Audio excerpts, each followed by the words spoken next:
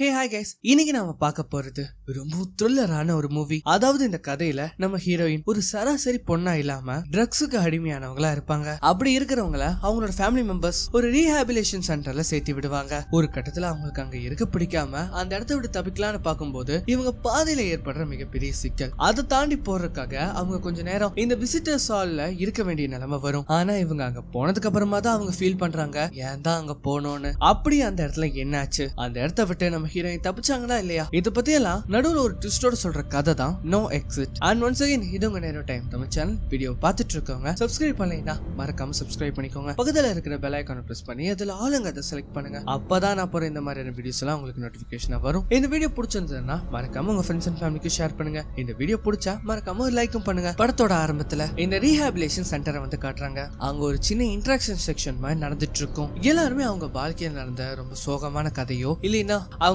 வாழ்க்கையில பண்ண ஒரு பெரிய விஷயத்தை பத்தி அவங்க பேசியாகணும். அப்படி வந்து பேசிட்டு வரும்போது அடுத்ததான் நம்ம ஹீரோயினோட டர்ன். அவங்க பேர் வந்து டார்பி. அதாவது இந்த செக்ஷன்ல அவங்களுக்கு ரொம்ப பிடிக்காத விஷயமா இருந்தாலும் சொல்லலாம், ஏதாவது ஒரு விஷயத்த அவங்க வந்து அந்த இடத்துல கிளியர் பண்ணி ஆகணும். அப்படி வந்து இவங்க சொல்லும் போது இவங்க எதை பத்தி அதிகமா பேசுறாங்கன்னா இந்த ரீஹாபிலேஷன் சென்டரை பத்தி தான் ரொம்ப மோசமா பேசுறாங்க.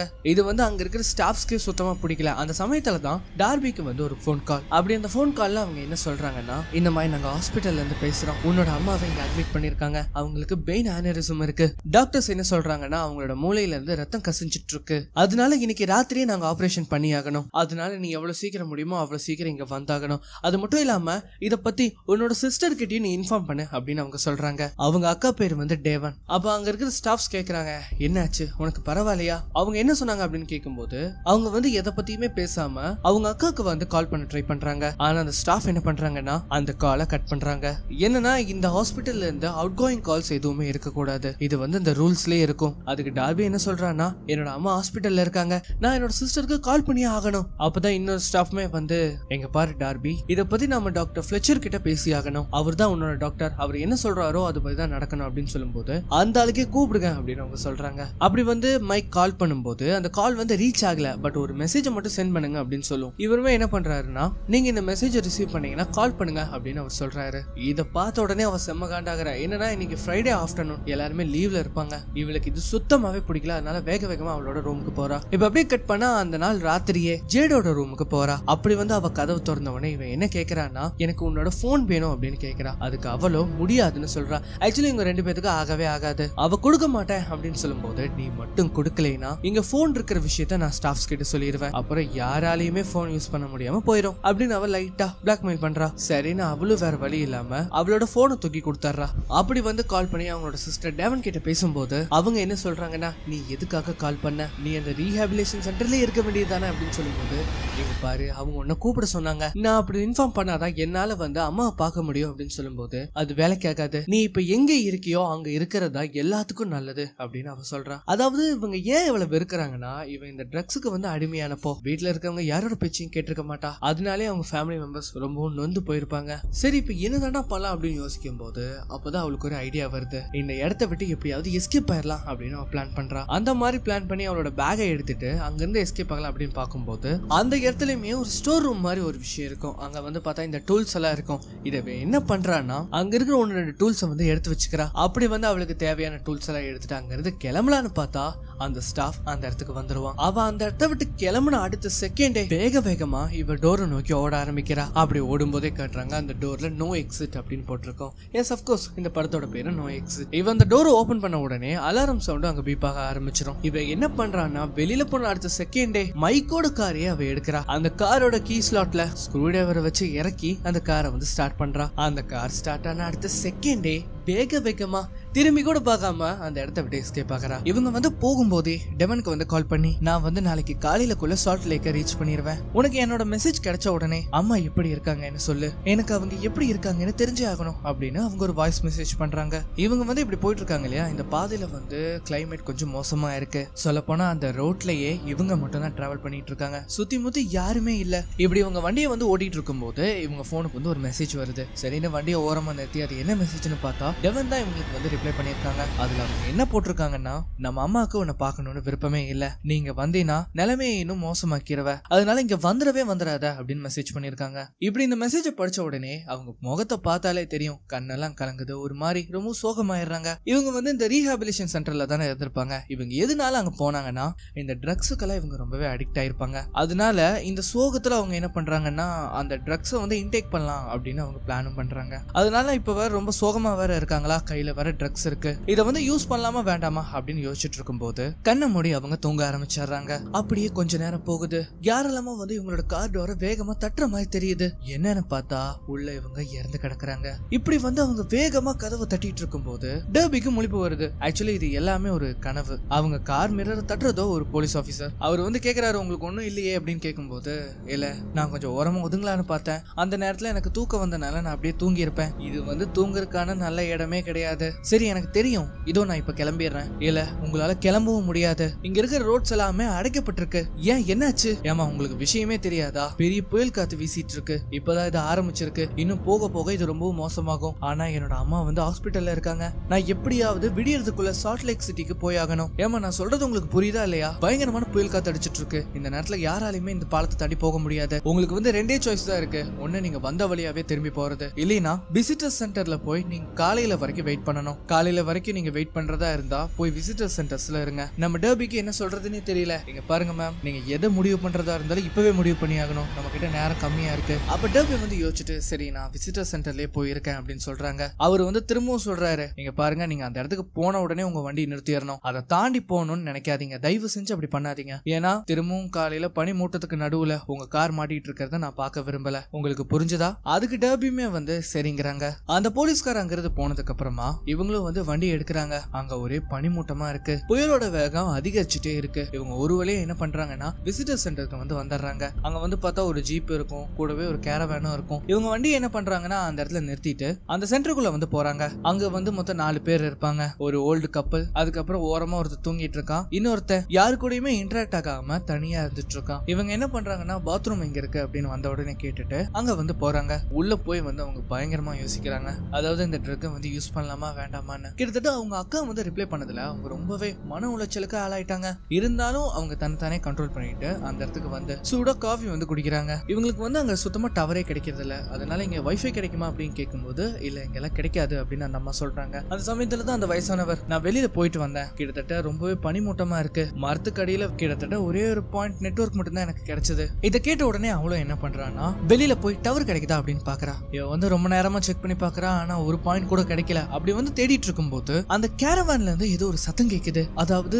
ஏதோ ஒரு பொண்ணு அலற சத்தம் கேக்குது. இவளும் என்ன பண்றானா அப்படி அந்த கேரவான்குள்ள என்னதான் இருக்கு அப்படின்னு அந்த ஸ்னோ வந்து விலக்கி பார்க்கும்போது அப்பதான் இவளுக்கு ஒரு ஷாக். என்னன்னு பார்த்தா உள்ள ஒரு பொண்ணு கை காலெல்லாம் கட்டப்பட்டு வாய் மூடப்பட்ட நிலைமையில இருக்கா. இதை பார்த்த உடனே அவளுக்கு தூக்கி வாரி போடுது. உடனே அவ என்ன பண்றானா அந்த கேரவானை எப்படியாவது ஓபன் பண்ண முடியுமா அப்படின்னு செக் பண்ணி பாக்குறா. ஆனா அது எல்லாமே ஃபுல் லாக்ல இருக்கு. நீ எதுக்கும் கவலைப்படாத, நான் இருக்கேன், நான் எப்படியாவது உன்னை காப்பாத்துறேன் அப்படின்னு சொல்லிட்டு அவ போன் கேமராவை வச்சு அந்த கேரவானோட நம்பர் பிளேட்டை வந்து போட்டோ எடுக்கிறா. இவ வந்து அந்த கேரவான் கிட்ட நிக்கிறத அந்த பொம்பளை வந்து பாத்துறா. இவளுக்கு வந்து என்ன பண்றதுன்னே தெரியல.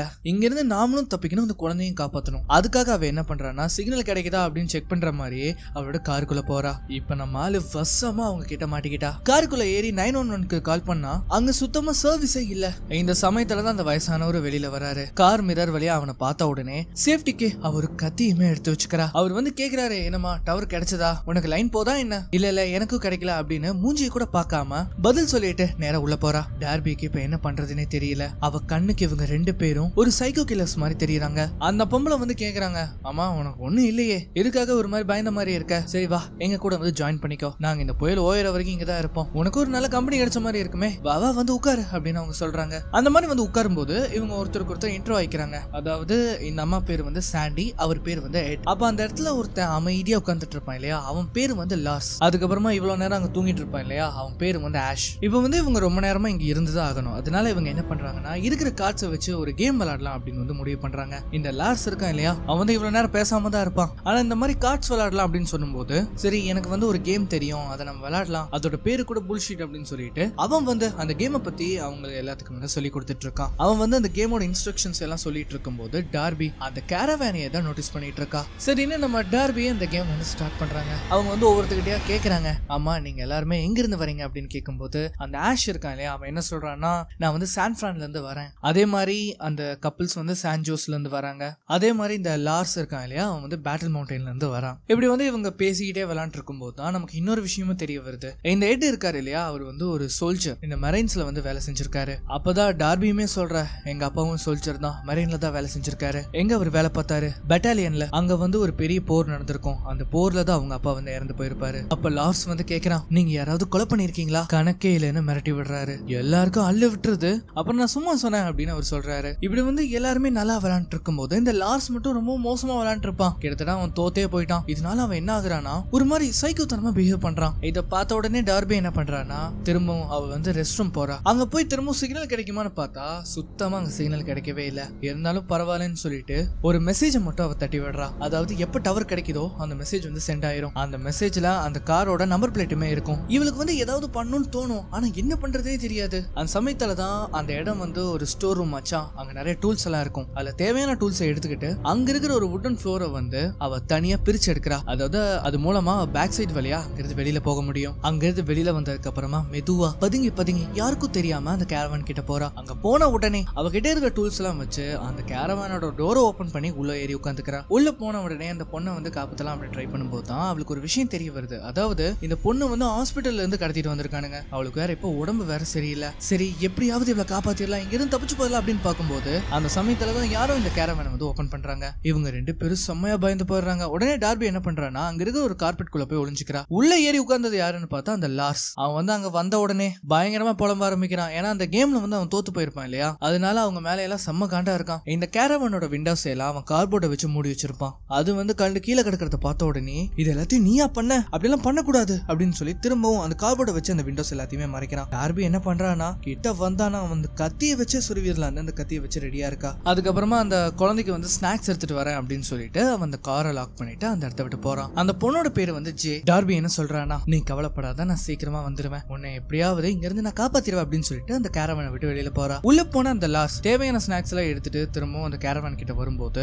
அப்பதான் அவன் ஒரு விஷயத்த வந்து நோட்டீஸ் பண்றான். என்னன்னு பார்த்தா அந்த கேரவான்ல இருந்து ஒரு கால் தடம் நேரா அந்த விசிட்டர் சென்டர்ஸோட பேக் யார்டுக்கு வந்து போறத அவன் பாக்குறான். அதே சமயம் இங்க ஆஷ் வந்து பாத்ரூம் போலாம் அப்படின்னு வரும்போது அந்த இடத்துக்கு வந்து டார்பி தரன்னு அவனை பிடிச்சிட்டு உள்ள கூட்டிட்டு போறா. அவனை உள்ள கூட்டிட்டு வந்து அவங்க கிட்ட இதை பத்தி எக்ஸ்பிளைன் பண்ணலாம் அப்படின்னு பார்க்கும்போது அந்த இடத்துல லார்ஸ் வேற வந்துருவான். அதனால அவன் கிட்ட இருந்து தப்பிக்கிறதுக்காக வேற வழி இல்லாம ஆஷ பாக்குறதுக்காக தான் அந்த இடத்துக்கு வந்த மாதிரி அவன் வந்து மழுப்ப ஆரம்பிக்கிறா. அண்ட் இவங்க ரெண்டு பேரும் இப்படி இருக்கிறத பார்க்க முடியாம வேகமா டோர் சாத்திட்டு அந்த இடத்த விட்டு கிளம்புறான். ஆஷ்க்கு வந்து உண்மை புரியல. ஆமா இங்க என்னதான் நடக்குது, எங்க பாரு நான் சொல்றத தயவு செஞ்சு நம்பு. அந்த கேரவான்குள்ள ஒரு பொண்ணு இருக்கா, அவளோட கை கால்கள் எல்லாம் கட்டப்பட்டு இருக்கு. இதெல்லாத்தையும் யாரு பண்ணா, அந்த புல்ஷிட்டா, அதாவது அந்த லாஸா? ஆமா நீ உண்மையா தான் சொல்றியா? ஆமா அதை நான் ரெண்டு கண்ணால பார்த்தேன். அந்த பொண்ணை பாக்குறக்கே பாவமா இருந்தது. கிட்டத்தட்ட 9 to 10 வயசுக்குள்ளதான் இருக்கும். எனக்கு தெரியும், நான் முதல்ல நினைச்சேன் அவன் ஒரு சைக்கோவா தான் இருப்பான்னு. நாம வந்து உடனே போலீஸ்க்கு கால் பண்ணி ஆகணும். இல்ல நான் அதை ட்ரை பண்ணி பார்த்துட்டேன், ஆனா இங்க கொஞ்சம் கூட சர்வீஸே இல்ல. எனக்கு தெரிஞ்சு லார்ஸ்க்கு என் மேல சந்தேகம் வந்திருக்கும். அதனால இதுக்கப்புறம் என்ன பண்றதுன்னு எனக்கு தெரியல அப்படின்னு சொல்லும்போது இங்க பாரு என்கிட்ட ஒரு பிளான் இருக்கு, நீ முதல்ல அந்த கேரவான் கிட்ட போ. அந்த சமயத்துல லார்ஸும் உன்னை சந்தேகப்பட்டு உன்னை ஃபாலோ பண்ணிட்டு பின்னாடியே போவான். அந்த கொஞ்சம் கேப்ல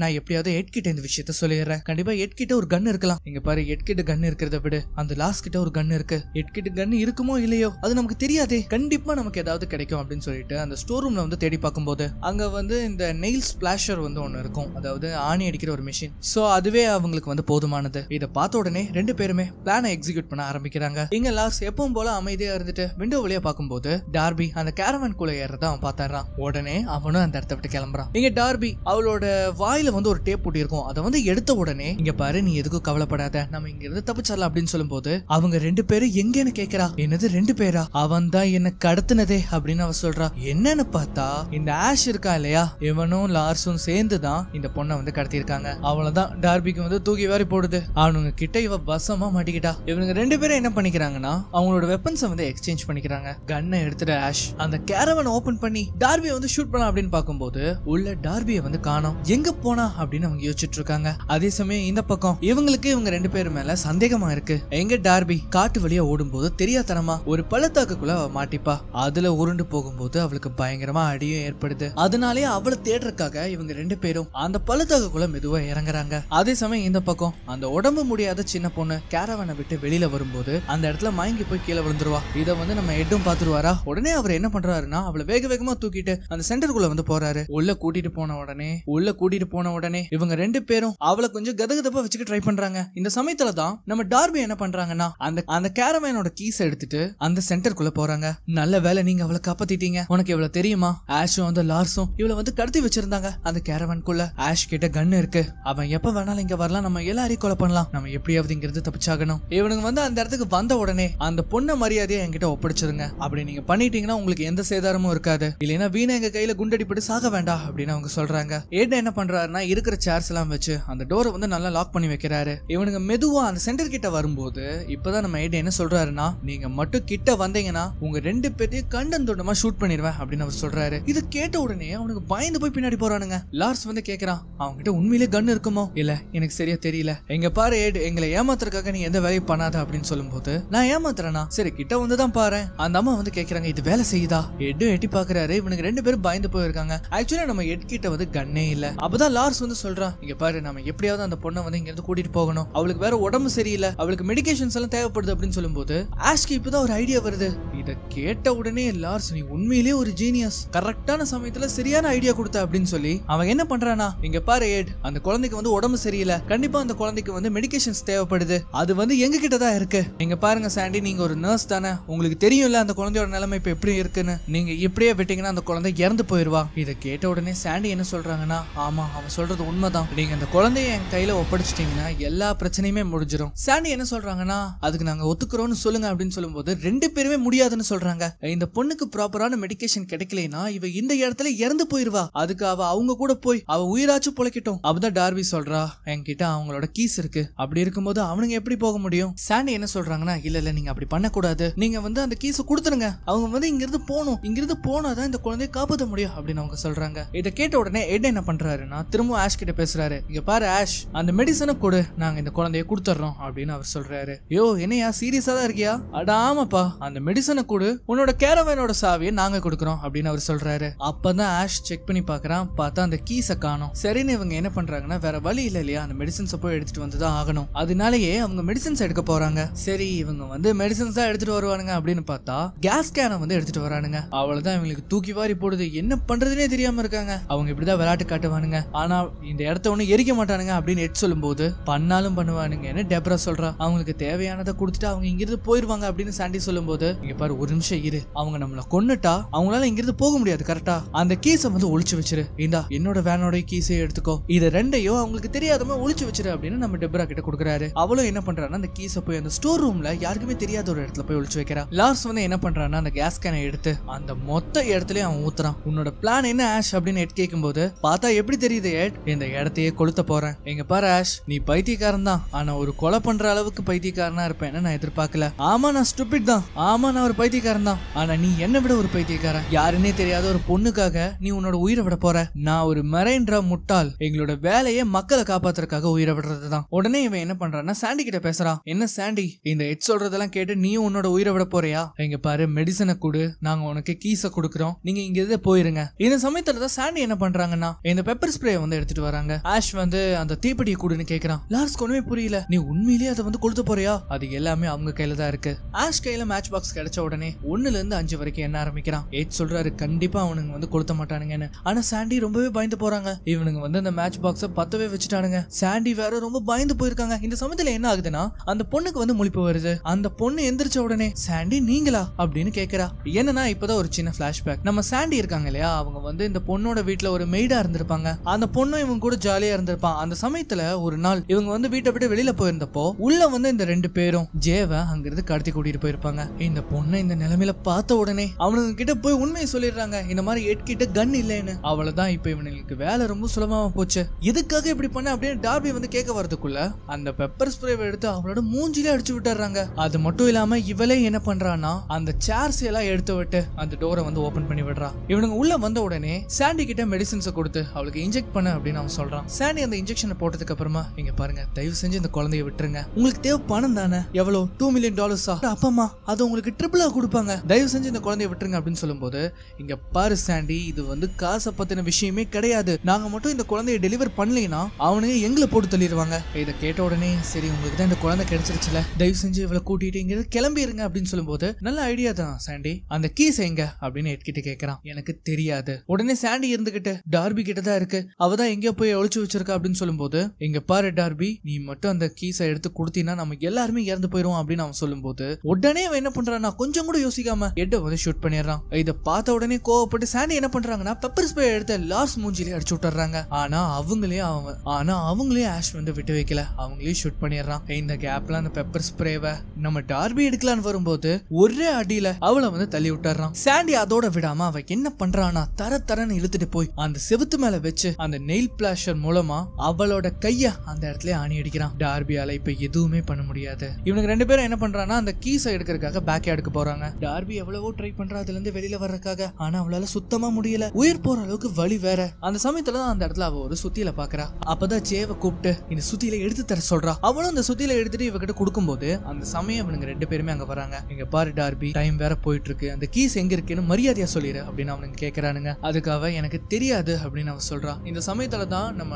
டார்பியோட போனுக்கு ஒரு மெசேஜ் வரும். அவளோட போன் வேற இவன் கையில இருக்கும். அதுல அப்படி என்ன போட்டிருக்குன்னா, உன்னோட அம்மா இறந்துட்டாங்க அப்படின்னு போட்டிருக்கு. இத கேட்ட உடனே அவ ஒரு மாதிரி ஆகிறா, கண்ணெல்லாம் கலங்க வேற செய்யுது. அதே சமயம் அந்த 911க்கு நம்ம டார்பி ஸ்டார்டிங்ல மெசேஜ் வேற சென்ட் பண்ணிருப்பா இல்லையா, அதுக்கு அவங்க கிட்ட இருந்து இப்ப ரிப்ளை கிடைச்சிருக்கு. அதாவது இன்னும் கொஞ்ச நேரத்துல போலீஸ் அங்க இருப்பாங்கன்னு. அவ்வளவுதான், இப்ப அவங்களுக்கு நேரம் வேற இல்ல. இங்க பாரு அந்த கீஸ் எங்கன்னு மரியாதையா சொல்லு. ஆனா அவன் வந்து வாயவே திறக்க மாட்டான். இத பார்த்து கடுப்பானவன் அவன் என்ன பண்றான்னா அந்த பொண்ணோட கையை பிடிச்சு அதுல அந்த நெயில் ஸ்பிளாஷரை யூஸ் பண்றான். இத பார்த்த உடனே லார்ஸ்கே இது சுத்தமா புரியல. ஆஷ் இங்க பாரு அந்த மாதிரி எதுவும் பண்ணாத, இத பார்த்துட்டு வேற வழி இல்லாம அந்த பாத்ரூமுக்கு வெளிப்புறமா இருக்கு அப்படின்னு டார்பி சொல்லிடுறா. இத கேட்ட உடனே அவன் என்ன பண்றான்னா கன்னை எடுத்து லார்ஸ் கிட்ட கொடுத்து அவன் இங்க இருந்து எப்படியாவது தப்பிக்க பார்த்தானா அவளை வந்து ஷூட் பண்ணிரு அப்படின்னு சொல்லிட்டு அவன் அந்த கீஸ் எடுக்க போறான். இப்ப என்னதான் பண்ணலாம் அப்படின்னு யோசிக்கும் போது அங்க வந்து இந்த இடத்துக்கான லைட் சுவிட்சஸ் எல்லாம் இருக்கும். அத வந்து ஜேவை அனுப்பி ஆஃப் பண்ண சொல்றா டார்பி. ஜேவும் இதை கேட்டுட்டு என்ன பண்றானா மெதுவா அங்க நடந்து போறா. ஆனா லார்ஸ் வந்து நீ போகாத, நான் உன்னை ஷூட் பண்ணிடுவேன் அப்படின்னு மிரட்டுறான். இங்க பாரு லார்ஸ், எனக்கு தெரியும் நீ அந்த மாதிரி பையன் கிடையாதுன்னு. அவ ஒரு சின்ன பொண்ணு, அவளை நீ ஹர்ட் பண்ண மாட்டேன்னு எனக்கு தெரியும் அப்படின்னு டார்பி சொல்லும்போது ஜேவும் என்ன பண்றான்னா மெதுவா அங்க போயிட்டே இருக்கா. இந்த சமயத்துல டார்பி கொஞ்சம் அந்த போதை பொருள் வச்சிருப்பா இல்லையா, அதை வந்து யூஸ் பண்றா. அவ்வளவுதான், பயங்கரமா போதை வேற ஏறுது. இந்த சமயத்துல ஜே அந்த லைட்ஸ் ஆஃப் பண்ணும்போது கரெக்டா அந்த டைம்ல அந்த சுத்தியில எடுத்து அந்த ஆணியை வந்து வெளியில எடுக்கிறா. திரும்ப லைட்ஸை வந்து ஆன் பண்ணும்போது பின்னாடி இருந்து வந்து டார்பி அந்த சுத்தியில வச்சு ஒரே அடி. இந்த சத்தத்தை கேட்ட உடனே வேகமா இந்த ஆஷும் அந்த இடத்துக்கு வரான். உள்ள வந்து பார்த்தா டார்பி கையில கன் இருக்கு. லார்ஸ புடிச்சு வச்சுட்டு அவன் மிரட்ட ஆரம்பிக்கிறா. அவனை விட்டுரு அப்படின்னு ஆஷ் சொல்லும்போது, அப்பனா நீ உன் கையில இருக்கிற மிஷினை கீழே போடு அப்படின்னு டார்பி சொல்றா. இந்த சமயத்துல ஜே தான் கையில இருக்கிற சுத்தியில வச்சு அவனோட கையிலேயே அடிக்கும் போது அந்த மிஷின்ல இருந்து வெளியில வந்த அந்த ஆணி நேரா லார்ஸோட தலையிலேயே சொருவுது. அவ்வளவுதான், இப்ப அவனுக்கு என்ன பண்றதுன்னே தெரியல. ஆஷ் போய் பொறுமையா இருங்கிறான். அது ஒண்ணும் ஆகாது, அது ஈஸியா நம்ம வெளியில எடுத்துடலாம், நீ பயப்படாத அப்படின்னு அவன் சொல்றான். இந்த கேப்ல இவங்க ரெண்டு பேரும் என்ன பண்றாங்கன்னா அங்க இருந்து எஸ்கேப் ஆகுறாங்க. இங்க பாரு கவலைப்படாத, நம்ம இங்க இருந்து நேரா ஹாஸ்பிட்டல் போலாம், இதை வெளியில எடுத்துடலாம், நீ பயப்படாத அப்படின்னு ஆஷ் சொல்லிட்டே இருக்கும்போது அங்க கீழே இருந்து ரத்தத்துல காலை வச்ச உடனே அவன் பொத்துன்னு வலிக்கு கீழே விழுகிறான். சோ இப்ப என்ன ஆயிருக்கும்னு உங்களுக்கே நல்லா தெரியும். அந்த ஆணி நல்லா உள்ள சொருவி லார்ஸ் அந்த இடத்துல இறந்து போறான். சொல்ல போனா இந்த லார்ஸ் வந்து ஆஷோட தம்பி. எங்க டார்பி கார் எடுத்து அங்கிருந்து தப்பிக்கலாம் அப்படின்னு பார்க்கும்போது இந்த சத்தத்தை கேட்ட உடனே அந்த மெஷினை வச்சு காரோட டயரை வந்து அவன் பஞ்சர் பண்றான். இதனால அந்த கார் வேகமா போய் அங்க இருக்கிற லேம்ப்ல வந்து மோதுது. உள்ள இருந்து ரெண்டு பேத்துக்கு பயங்கரமா அடி ஏற்படுது. இந்த ஆஷ் என்ன பண்றான்னா அந்த தீப்பெட்டியை வச்சு அந்த இடத்தையே கொளுத்தி விடுறான். உள்ள இருந்து டார்பிக்கு இப்ப முழிப்பு வருது. அதே சமயம் போலீஸும் அந்த இடத்துக்கு வருது. உடனே அவன் என்ன பண்றான்னா கையில இருந்த ஒரு ஸ்க்ரூ டிரைவரை எடுத்துக்கிறா. இந்த போலீஸ் ஆபீசரை பார்த்த உடனே ஆஷ் வந்து பயங்கரமா நடிக்க ஆரம்பிக்கிறான். நல்ல வேலை வந்தீங்க, எங்க பாருங்க உள்ள வந்து ரெண்டு பேரும் மாட்டிட்டு இருக்காங்க, தயவு செஞ்சு வந்து காப்பாத்துங்க அப்படின்னு பயங்கரமா நடிக்கிறான். இந்த ஆபீசரும் அதை நம்பிடுறாரு.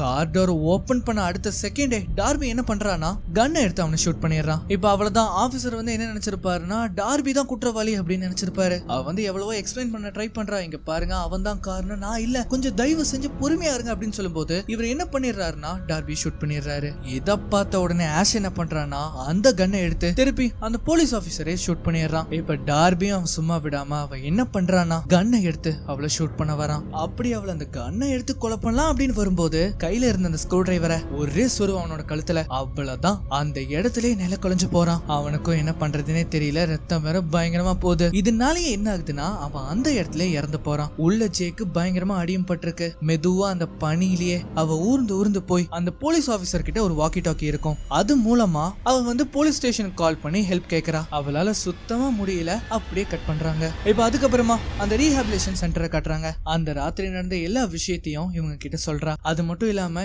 இன்னையோட அவளோட பீரியடும் முடிவடையுது. இவளை கூட்டிட்டு போக அப்படி யாரு வந்திருக்காங்கன்னு பார்த்தா டெவன். அவங்கள பார்த்த உடனே ஆரம்பிக்கும், அவ்வளவு சந்தோஷம். சோ இப்படி ஒரு ஹாப்பியான எண்டிங்கோட இந்த படம் வந்து முடிவடையுது. அண்ட் ஒன்ஸ் அகைன் இது உங்க நேரோ டைம் தமிழ் சேனல். வீடியோ பார்த்துட்டு இருக்கவங்க சப்ஸ்கிரைப் பண்ணலைன்னா மறக்காம சப்ஸ்கிரைப் பண்ணிக்கோங்க. பக்கத்துல இருக்கிற பெல் ஐகானை பிரஸ் பண்ணி அதுல ஆளுங்கதை செலக்ட் பண்ணுங்க. அப்பதான் நான் போற இந்த மாதிரியான வீடியோஸ் எல்லாம் உங்களுக்கு நோட்டிபிகேஷனா வரும். இந்த வீடியோ பிடிச்சிருந்ததுன்னா மறக்காம உங்க ஃப்ரெண்ட்ஸ் அண்ட் ஃபேமிலிக்கு ஷேர் பண்ணுங்க. இந்த வீடியோ பிடிச்சதுன்னா மறக்காம இந்த வீடியோக்கு ஒரு லைக்கும் கொடுங்க. இன்னொரு வீடியோல மீண்டும் சந்திக்கலாம்.